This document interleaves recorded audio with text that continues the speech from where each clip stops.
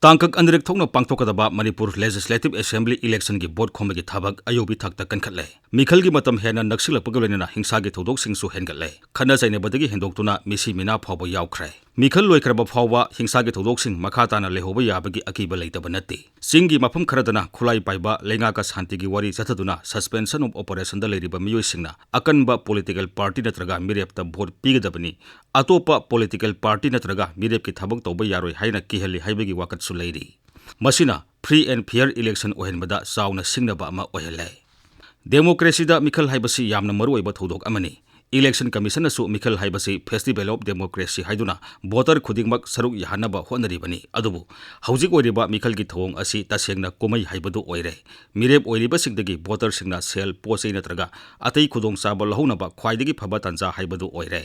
Voter sing pena bahonabada mirep oiriba sing maram sadana ahenba sel tingle. Masina Election Commission piriba mirep amana khors toba yabagi khwaidagi yamba senfamdagi hendok hannaba maram ohele. Masi voter oiriba ikoina democracy da Mikhal pangthokliba asi karigino haiba ningthina khangnaba su honadabadagini. Mirep oiriba ayamana su State Assembly da miyamgi mihut ama oina kari tawgadagi haibadu khangde. Ayamba mirep singna Mikhal da mai paklaba matungda mai ising lambi thong ana layeng sang sabana makhoi gi mathawni haina khalli. Aduna ayamba mirep sing amasung political party singna makhoi gi wasak serol da hairamba sing asidana hena miyeng sangne. Hena maru oiriba lebaki ain semba budget semba executive singna tawriba thabak thoram sing yengsinba senja thumja thingba thabak phangdriba miyoi sing thabak pineba thorang state ki sel thumgi phibam phagananaba thausil asina singba wafamdi mayek sengna pande. Malemgi oina yamna maru oiriba environment ki matangda pungning sangbagi mami tade voter oiriba singnasu makhoina vote thadagadoriba miyoi sing adugi mari makhong ningthina khangnaba honade. Sumnatagi mirep amana Mikhal aduda sel kaya yamna thadaba ngamgani mahangna vote karaga aigi isa inaugi thabak hapa ngamgadra ngamloidra thika piba transfer tobada kaya yamna sakti leiba mi oigani haibada hena miyeng sangnei. Transfer tobada kaya yamna sakti leiba mi oigani haibada hena miyeng thamnei. Mirep oigani thoglaliba sing asi akaknaba hiram kharada makhoigi oiba wakhalon sing phongdokhanbigi tanja aikhoida pide natraga launaba honade.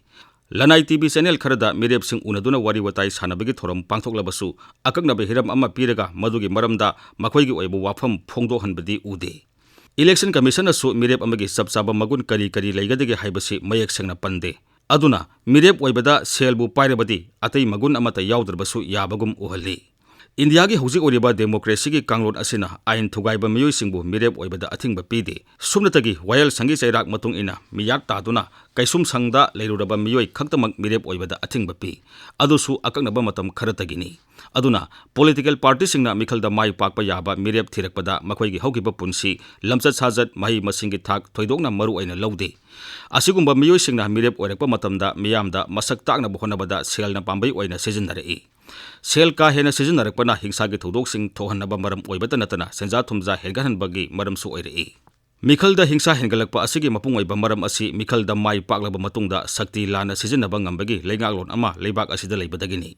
Legislature na judiciary amasung executive ki thabak thoram singda khud thingjinnaba honabana hiram khudingmak legislature na paisinduna thambagum misam miyamda uhali. Mapung oina executive singdi legislature gi yaka yenglaga thabak tawre haibada haimanama thokloi.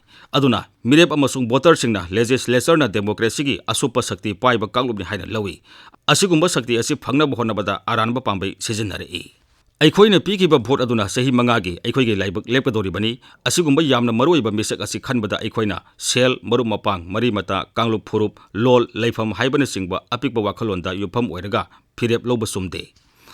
Aikhoina apamba mirep khanbada khul leikaigi oiba warep loba ngamdrabasu imung manungi oiba warepti lojaba yai.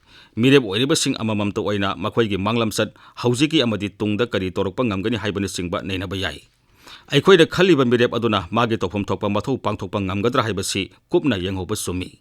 Gari masak phajai atongmal yamdi hairabasu thaugodoriba driver adu gari thoba hiramdrabadi gari accident thokpa yabagum mirep oiriba singna thamkhiba thajaba sing adu pibigi mahutta phataba khunai ama ohenaba maram ohengani. Aduna aikhoina apama mirep khanbada yamna section na neina hoba mathau tai.